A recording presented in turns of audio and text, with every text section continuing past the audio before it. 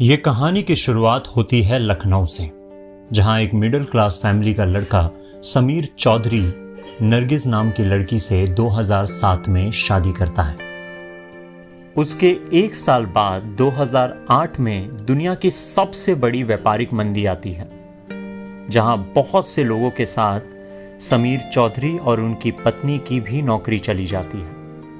कुछ दिन परेशानी में बिताने के बाद समीर चौधरी और उनकी पत्नी को पता चलता है कि नोमान नाम के एक देश में लोगों को काम दिया जा रहा है, तो एक लोकल एजेंट के द्वारा वो भी अप्लाई कर देते हैं। कुछ दिन बाद वो लोकल एजेंट एक खुशखबरी लेकर इनके घर आता है और कहता है कि उनकी बीवी का वीज़ा लग गया है, लेकिन समीर चौधरी का वीज़ा आते आते शायद 10-15 दिन लग जाएगा।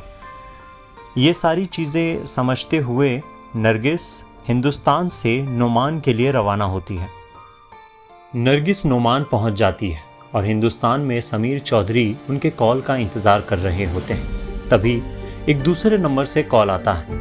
आवाज़ नरगिस की ही होती है और वो मदद की गुहार लगाते हुए कहती है कि मैं कुछ गलत लोगों के साथ यहाँ फंस गई हूँ। ये सुनते ही समीर चौधरी के तो होश उड़ जाते हैं। वो फिर से कॉल लगाने की कोशिश करता है, लेकिन नंबर बंद आता है। वो फौरन उस लोकल एजेंट के पास जाता है, उसे धमकाता है और कहता है कि किसी भी तरीके से उसे नोमान जाना है। 2 दिन बाद समीर चौधरी भी नोमान पहुंच जाता है। एक पठान जो नोमान एयरपोर्ट पे समीर चौधरी को मिलता है, उसकी मदद से वो जांच पड़ताल करता है और कुछ दिन बाद उसे पता चलता है कि नोमान के कुछ खतरनाक लोगों ने नरगिस को ज़बरदस्ती जिस्म फरोशी के धंधे में शामिल कर लिया है। लेकिन समीर चौधरी भी ठान लेता है कि किसी भी तरीके से वो अपनी बीवी को यहाँ से बचाकर हिंदुस्तान वापस ले जाएगा। इंडियन एम्बेसी और लोकल पुलिस की मदद से वो नरगिस का पता तो ढूंढ लेते हैं, लेकिन तभी पता चलता है कि कुछ लोकल पुलिस वाले भी इस धंधे में शामिल हैं।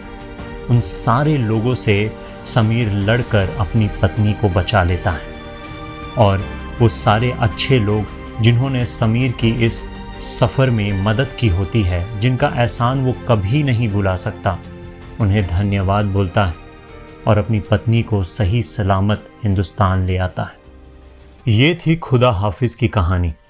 मेरे चैनल पर और भी कहानी सुनने के लिए मेरे चैनल को सब्सक्राइब करें और बेल आइकन को प्रेस करें।